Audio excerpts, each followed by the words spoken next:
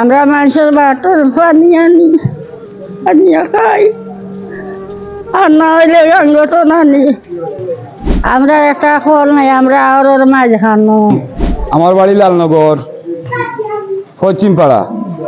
আরোর মাঝে আমরা 10-12টা পরিবার আছি। আমরা ওখান থেকে গাঁওর এক মাথা থাকেন গিয়ে আমরা পানি আনি। আমরা পানি খাওয়ার একটা টিউবওয়েল আমরা পাই না, অথচ আমরা যদি পানি পাই না তো আমরা খালর পানি পর্যন্ত খাই।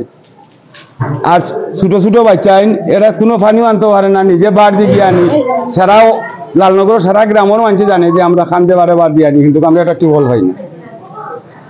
এরপরে বাড়িঘর ভাঙ্গে যায় কি আমরা খোঁজ খবর নাই, কোনো কত জিনিস বরাদ্দ হয় আমরা কিচ্ছু পাই না।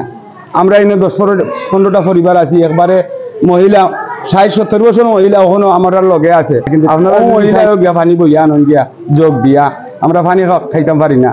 নদীর পানিও আনি, কেউ যদি বাধা দেয় আমার এখানে আইও না, আমরা খালের পানিও খাই, ফুসকুনির পানিও খাই। এই অবস্থায় আমরা এই জায়গাতে ফল দিলে কলের পানি উঠবো। এই যে কয়েকটা পরিবার আছে সবে পানি খাইতে পারবো, আপনারা লাগে দোয়াও করতে পারবা। পানি